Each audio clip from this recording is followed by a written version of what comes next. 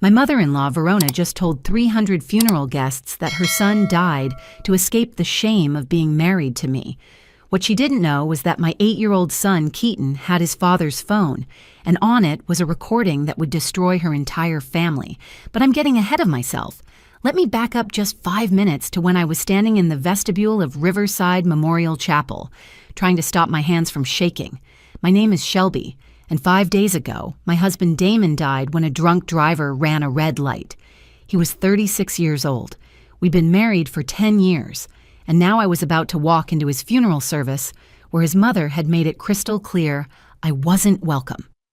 "Mom, my stomach hurts," my son Keaton whispered beside me, clutching his father's phone like it was the most precious thing in the world. He hadn't let it go since the accident. At 8 years old, he was the spitting image of Damon with those same green eyes and stubborn chin. Right now, those eyes were red from crying, and he kept checking the phone screen every few seconds, like he was waiting for his dad to text him back. "I know, baby," I said, kneeling down to his level. "Mine hurts too, but we need to say goodbye to Daddy, okay?" My 5-year-old daughter Penny stood on my other side holding my brother Garrett's hand. She wore the black velvet dress Verona had sent over, the one with the price tag I'd accidentally seen. $800 for a child's dress she'd wear once. That was Verona in a nutshell, throwing money at every situation, believing cash could buy class, respect, even love. "Shelby, we should go in," my mother Louise said softly, touching my shoulder. "People are waiting." People. Verona's people, specifically. The chapel was packed with her country club friends, business associates from the real estate empire she'd built, and relatives who'd spent the last decade pretending I didn't exist. I recognized maybe 20 faces out of 300, and most of those were from my side. My parents, Frank and Louise, my brother Garrett, my Uncle Porter and Aunt Bethany, a handful of friends from the restaurant where I worked. Yes, worked, present tense.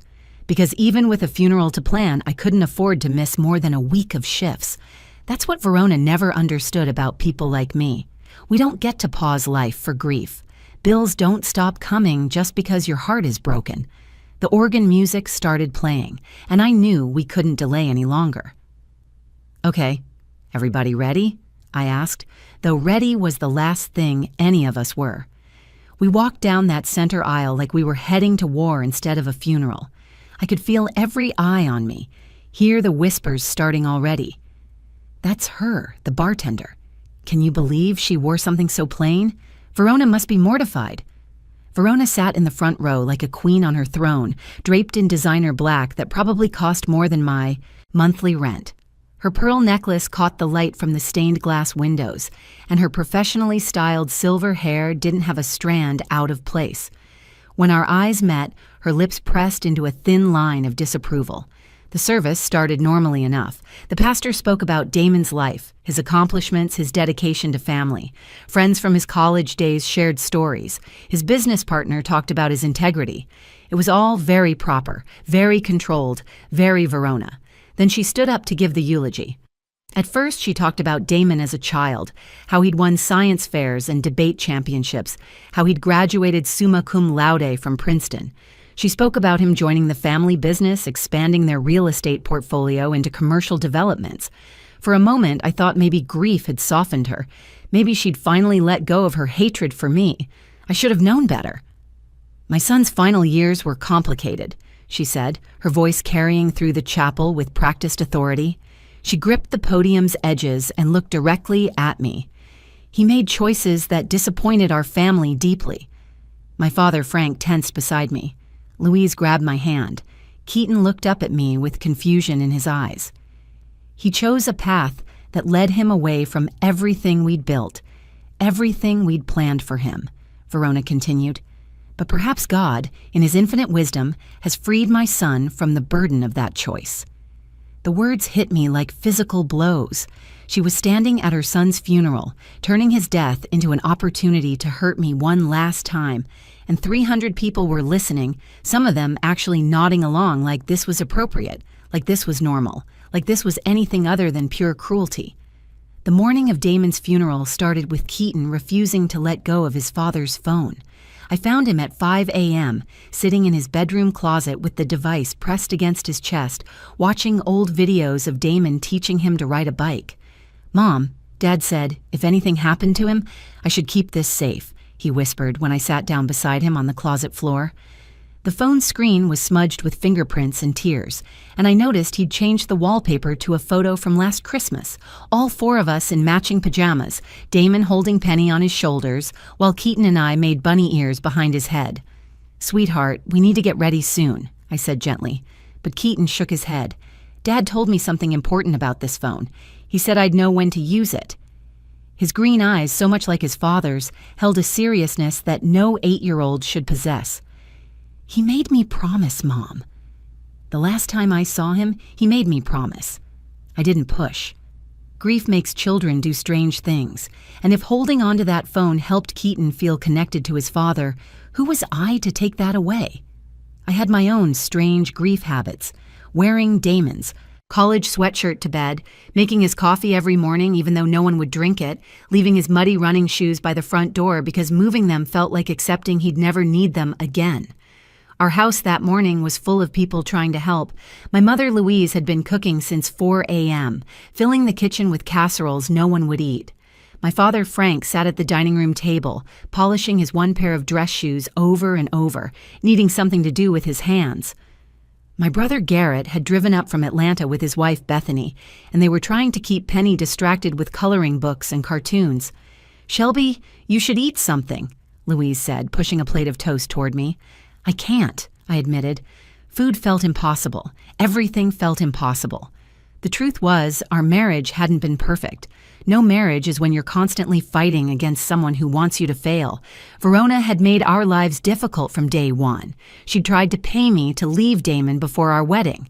When that didn't work, she'd convinced him to work for her company, then use that position to control our lives. Mandatory dinner parties where she'd introduce me as Damon's wife, but never by name. Business trips scheduled during Keaton's birthday parties and Penny's recitals. Constant comments about how I was holding Damon back from his potential. But we'd survived it all. We'd built something real in spite of her interference. Tuesday night family dinners where Damon would help Keaton with homework while I taught Penny to make pizza dough from scratch. Saturday morning runs together while the kids rode their bikes beside us.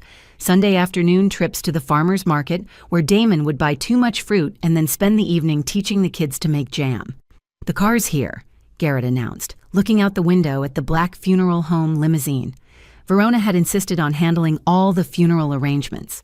"You wouldn't know what's appropriate," she'd told me at the hospital while Damon's body was still warm. "This needs to be done right."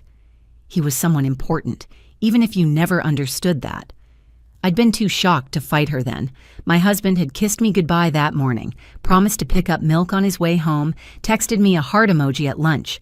6 hours later, a doctor was telling me about traumatic brain injuries and internal bleeding, while Verona made phone calls about funeral homes and flower arrangements. The funeral home was exactly what I'd expected from Verona. The most expensive, the most prestigious, the most excessive. Riverside Memorial Chapel looked like a small cathedral, with stained glass windows and marble floors that echoed under our footsteps. The flowers alone must have cost $20,000, massive arrangements of white roses and lilies that filled the air with a sickly sweet perfume. "My God," my Uncle Porter muttered when we walked. Did she invite the entire country club? She had. The chapel was packed with people who'd never bothered to learn my name in 10 years of marriage. There was Judge Harrison and his wife, the ones who always forgot to invite me to their New Year's parties. The Weatherford family, who owned half the commercial real estate in the city and always looked at me like I was the help. Damon's Aunt Priscilla, who'd once told me to my face that I'd trapped her nephew with pregnancy. I recognized maybe 20 faces out of 300, and most of those were from my side of the family. We filled 2 pews. Verona's people filled the rest of the massive chapel. The eulogy started beautifully, which somehow made what came next even worse. Verona spoke about Damon's childhood with the kind of warmth I'd never heard from her before. She told the story of his first piano recital, how he'd forgotten the middle section but improvised something so beautiful the teacher asked him to write it down. She talked about the science fair where he'd built a working model of a water purification system and donated it to a local charity. For 10 minutes, she was just a grieving mother, and I found myself crying for her loss as much as mine. Then her tone shifted, like a door slamming shut. "My son's final years were complicated," she said, gripping the podium until her knuckles went white. She turned her body slightly, angling toward me, making sure everyone knew who she was about to destroy. "He made choices that disappointed our family deeply, choices that took him away from the life he was meant to live." My mother's hand found mine, squeezing so hard it hurt. I heard my father mutter something under his breath that sounded like a curse. Beside me, Keaton's little body went rigid.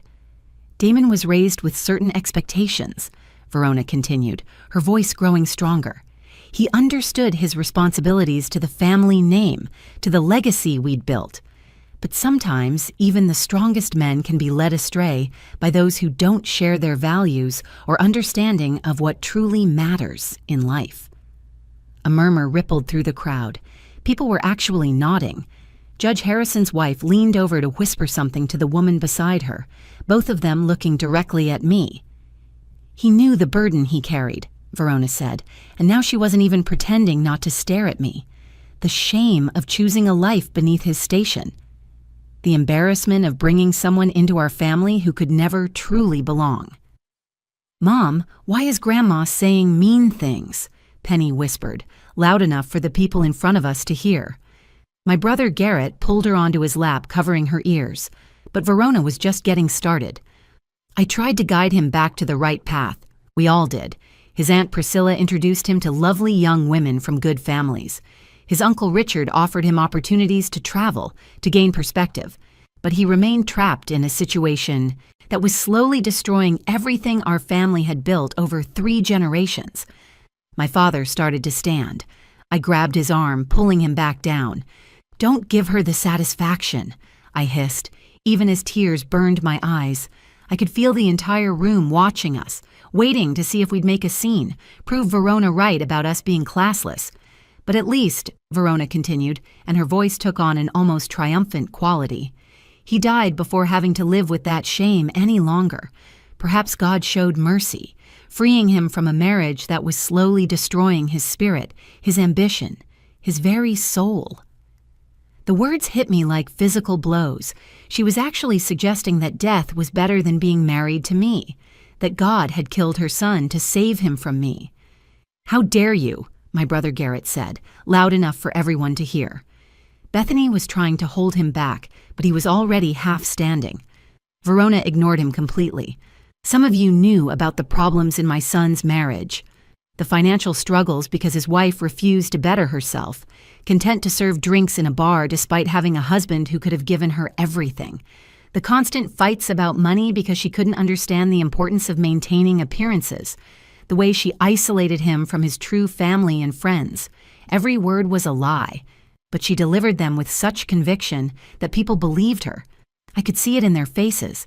The sympathy directed not at me, the widow, but at her, the mother who'd lost her son to a bad marriage. "I've consulted with our family attorneys," Verona announced, and this was clearly the real purpose of her speech. "Given Shelby's financial situation and questionable background, we'll be seeking custody of Keaton and Penny. The children deserve to be raised with proper advantages, not in some rental apartment by a woman who serves drinks for a living and can barely make ends meet." The room erupted. My father shouted something I'd never heard him say in public. 40 years of restraint gone in an instant. Garrett broke free from Bethany and started moving toward the podium. Uncle Porter was on his feet, his face purple with rage. Even some of Verona's crowd looked uncomfortable, shifting in their seats at this unexpected turn. But in the chaos, one small voice cut through everything. "Grandma, you're lying." The entire chapel fell silent as every head turned to look at my 8-year-old son, standing in the front row with his father's phone clutched in his small hands. 8-year-old Keaton stood up in the front row, his father's phone clutched in his small hands like a shield. The entire room fell silent. 300 people holding their breath as my little boy faced down his grandmother. His black suit was too big for him, borrowed from a cousin, and his clip-on tie was crooked, but there was nothing small about his presence in that moment. "My dad wasn't ashamed," Keaton said, his voice trembling but carrying through the chapel with surprising clarity. "He loved my mom. He told me every single day that marrying her was the best decision he ever made." Verona's face went from red to white in seconds, like someone had drained all the blood from her body. "Keaton, sweetheart, sit down. You're confused. You're grieving. Children don't understand adult matters." "I understand plenty," Keaton shot back, and I saw Damon in him so clearly it took my breath away. That same stubborn set to his jaw, that same refusal to back down when he knew he was right. "Dad said you might try to hurt Mom after he was gone. He said you've been stealing from the company and blaming it on Mom. He said he had proof." Gasps echoed through the chapel. Judge Harrison actually dropped his hymnal. Aunt Priscilla's mouth fell open. Even my own family looked shocked. This was news to all of us. Verona took a step toward Keaton, her hands extended like she was approaching a wild animal. "Darling boy, you don't know what you're saying. Your father would never—" "He recorded something last week," Keaton interrupted, holding the phone higher. "He made me sit with him in his office while he did it. He said if anything happened to him, I should play it for everyone. He said the truth would protect us." I stood up, moving to my son's side. My legs felt like water, but Keaton needed me to be strong. I put my hand on his shoulder, feeling how badly he was shaking despite his brave face. "Keaton, honey, what did Daddy tell you to do? He said if Grandma ever tried to take us away or hurt you, I should press play." His thumb hovered over the phone screen, and I could see a voice recording app already open. He said sometimes adults try to hide the truth, but the truth always finds a way out. He said that's why he was teaching me to always be honest, even when it's scary. "This is ridiculous," Verona said, but her voice had lost its commanding tone. She looked around the room, seeking support, but even her allies seemed transfixed by the drama unfolding. "We're at a funeral, for God's sake. This is neither the time nor the place for a child's fantasies." "Then why are you so scared?" my brother Garrett asked, stepping into the aisle. He positioned himself between Verona and us, a protective wall of brotherly rage. "If it's just a child's fantasy, what's the harm in listening?" Verona lunged forward suddenly, her composure finally cracking. "Don't you dare play that recording. I'm his mother. I have rights." But Uncle Porter and my father moved together, blocking her path. Porter, all 6'4" of him, looked down at Verona with disgust. "The boy wants to share something his father left. You just gave a whole speech. Now it's his turn. This is my son's funeral," Verona shrieked, all pretense of dignity gone. "I paid for everything. This is my event." "No," I said quietly, finding my voice at last. "This is Damon's funeral? And if he left, something he wanted shared, then we're going to share it." I looked down at Keaton, my brave little boy who was carrying a burden no child should have to carry. "Are you sure about this, baby?" He nodded, then looked straight at Verona. "Dad said you would try to scare me. He said you would yell and threaten and maybe even cry, but he said I should be brave anyway because protecting our family was more important than being scared." The room was so quiet I could hear the air conditioning humming. Even Penny had stopped fidgeting, sensing the importance of the moment. "He also said something else," Keaton added, his voice getting stronger. "He said if you tried to stop me from playing this, I should tell everyone about the papers he found, the ones that show you've been stealing money and putting Mom's name on documents she never signed." Verona stumbled backward, catching herself on a pew. "You don't understand what you're talking about." "Your father was confused. He was protecting us," Keaton said firmly, "just like he always did. And now it's my turn to protect Mom and Penny, just like he asked me to." I knelt beside my son, looking into those green eyes that were so much like his father's. "Play it, baby. Let's hear what Daddy wanted us to know." Keaton pressed play, and suddenly Damon's voice filled the funeral home, as clear and strong as if he were standing at the podium himself. The entire congregation seemed to lean forward, and I had to close my eyes for a moment, overwhelmed by hearing my husband speak one last time. If you're hearing this, it means something's happened to me, and my mother is probably trying to destroy Shelby.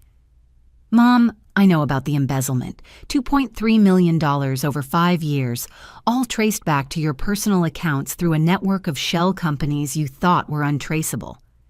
The chapel erupted in whispers, but Damon's voice continued over the noise. I have copies of everything. Bank records showing transfers from the company accounts to offshore holdings in the Caymans, falsified invoices for properties that were never purchased, documentation where you forged Shelby's signature as the supposed authorization for these transactions. You were setting her up to take the fall if anyone discovered the missing money. Verona's legs gave out, and she collapsed into the nearest pew. Her perfectly styled hair was coming undone, and her face had gone gray. "Turn it off," she whispered, then louder. "Turn it off." But Keaton held the phone higher, and Damon's voice continued relentlessly. "I confronted you last Thursday in your office. I gave you every opportunity to come clean, to make this right. Instead, you threatened Shelby. You said you'd destroy her reputation, make sure she never saw the children again if I exposed you. You said, and I'm quoting directly from the recording I made of that conversation, I'd rather see you dead than watch you waste your life with that piece of trash. If you try to expose this, I'll make sure she goes to prison for crimes she didn't commit. I have judges who owe me favors, prosecutors who attend my parties. She'll lose everything." Judge Harrison stood up abruptly and left, his wife scrambling after him. Several other prominent figures began edging toward the exits. The recording continued. "Well, Mom, you should know that I've arranged for all this evidence to be delivered to the FBI within 24 hours of my death, unless Shelby personally stops it. The passwords, the account numbers, the falsified documents, even recordings of you discussing your plans with Uncle Richard, who's been helping you hide the money. Oh yes, Richard, I know about your involvement too." Damon's Uncle Richard, who'd been sitting in the third row, made a break for the door, but found 2 FBI agents blocking his path.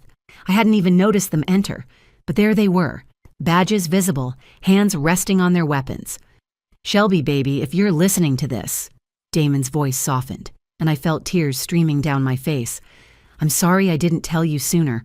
I was trying to protect you, to handle this without dragging you through the mud. I knew Mom would retaliate, and I wanted to make sure I had everything documented first.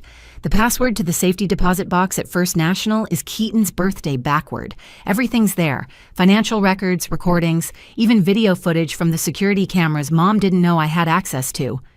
Keaton was crying now too, still holding the phone steady as his father's voice filled the space. "I want everyone listening to understand something. My mother built her empire on the image of a perfect family, but she's been stealing from her own company, from investors who trusted her, from charities she claimed to support. She's been using my wife's name to cover her tracks, preparing to sacrifice the mother of her grandchildren to save herself." "Lies!" Verona screamed, trying to stand but swaying dangerously. "It's all lies. He was sick, mentally unstable. That woman poisoned him against me." But Damon wasn't finished. "I've already sent copies to the Securities and Exchange Commission, the IRS, and the State Attorney General's office. They're probably processing warrants as you listen to this. Mom, you always said I should protect the family legacy. Well, I am. I'm protecting it from you." The FBI agents moved forward, one of them speaking quietly into his radio. More agents appeared at the other entrances, blocking all exits. "And Mom?" Damon's voice took on an edge I'd rarely heard. "I wasn't ashamed of my marriage. I was ashamed of you, ashamed that I stayed silent so long, that I let you treat Shelby like she was beneath us when she's the one who taught me what real love looks like. She's worth 1,000 of you." The recording went quiet for a moment. Then Damon spoke one last time. "Take care of our babies, Shelby. Teach them to be brave like their mom, not cowards like I was for too long. And remember, you're not just the love of my life. You're the one who saved it." The recording ended with a soft click, and the chapel fell into complete silence, except for Verona's ragged breathing and the sound of handcuffs being removed from an agent's belt. The funeral home emptied quickly after the FBE agents escorted Verona away in handcuffs. Her perfect makeup was streaked with mascara, her designer dress wrinkled, and she looked every one of her 58 years as she was led past the people she'd tried so hard to impress. Richard followed in separate custody, and I heard later that 3 more arrests were made that afternoon, all people who'd helped Verona hide her theft. Only our real family remained in the chapel, about 30 of us in a space meant for 300. Keaton was in my arms, finally letting himself sob the way 8-year-olds should when they've lost their father. His brave face had crumbled the moment the agents left, and now he was just my little boy again, confused and hurting and exhausted from carrying such a heavy secret. "Dad made me practice," he whispered against my shoulder. "Every day after school last week, he made me practice being brave. He said I might have to protect you and Penny, and I had to be ready." My father knelt beside us, this tough construction worker who'd built houses for 40 years, and I saw tears on his weathered face. "Your daddy was right to trust you, son. You did exactly what needed to be done." "But I didn't want to," Keaton admitted, his voice muffled. "I wanted Dad to be here to do it himself." "We all did, baby," I said, holding him tighter. "We all did." The funeral director, clearly shaken by what had transpired, approached nervously. "Mrs. Chen, would you like to continue with the burial service?" I looked around at the people who remained. My parents, Garrett and Bethany, Uncle Porter, my cousin Stella, who'd driven 6 hours to be here, Damon's colleague, Marcus, who'd always been kind to me despite Verona's influence, our neighbor, Mrs. Patterson, who'd babysat the kids countless times. These were the people who actually loved Damon, who knew him as more than just Verona's son or the heir to a real estate empire. "Yes," I said, "but just us. The real family." 3 months later, I sat in a lawyer's office as he explained the full extent of what Damon had uncovered. The embezzlement was actually closer to $4 million when they finished the forensic accounting. Verona had been stealing for 7 years, not 5, funding a secret gambling addiction and paying off massive debts from failed private investments she'd hidden from everyone. "Your husband was brilliant," the lawyer said, sliding documents across his desk. "He spent 6 months documenting everything, creating backups of backups. He even had a dead man switch set up through a service that would automatically send everything to authorities if he didn't check in every 3 days.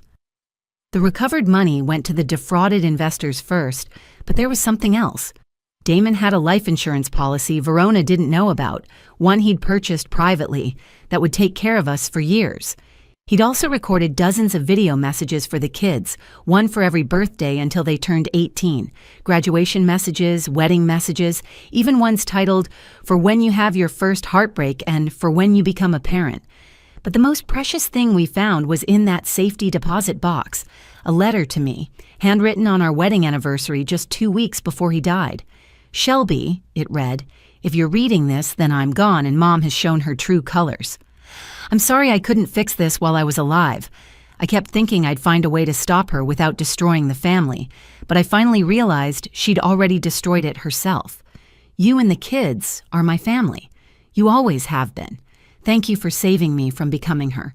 Thank you for showing me that love isn't about money or status or bloodlines. It's about choosing each other every single day. I choose you even now, even from wherever I am, forever." Keaton keeps that recording on his tablet now, though he rarely plays it. Sometimes I find him in his room, holding the device but not pressing play, just knowing it's there if he needs it. He's in therapy, working through the trauma of keeping such a huge secret and having to be so brave so young. The therapist says he's remarkably resilient, but I see the shadows in his eyes sometimes, the way he checks door locks twice and keeps his phone always charged. Penny doesn't fully understand what happened, just that Grandma Verona went away and won't be coming back. She asks about her daddy every day, and we tell her stories, keeping him alive in the only way we can now. Verona writes letters from prison. I don't open them anymore. The first few were threats, then denials, then blame. The latest ones, according to my lawyer who screens them, are apologies. Maybe someday I'll be ready to read them. Maybe forgiveness will come. But not today. Today I'm focused on what Damon taught us through his final act of love. That truth is stronger than lies. that courage can come in the smallest packages, and that real family isn't about blood or money or power. It's about an 8-year-old boy standing up in front of 300 people to protect his mother. It's about a father who spent his last weeks making sure his family would be safe. It's about choosing love over fear, truth over comfort, and each other over everything else. Some people say Keaton saved us that day at the funeral, but I know the truth. Damon saved us. He just trusted our son to be his voice when he no longer could speak. And in the end, that trust, that love, that courage was more powerful than all of Verona's money and influence combined. That's the real legacy Damon left us. Not money or property or a family name, but the knowledge that love is worth fighting for, even from beyond the grave. If this story touched your heart, please take a moment to like this video and share it with someone who needs to hear it. Your support means everything, and it helps these important stories reach people who might be facing their own battles with family, loss, or standing up for truth. Don't forget to subscribe to our channel for more powerful, real-life stories that remind us all of the strength of the human spirit. Hit that notification bell so you never miss a story. And remember, sometimes the smallest voices carry the most powerful truths. Thank you for watching, and we'll see you in the next video.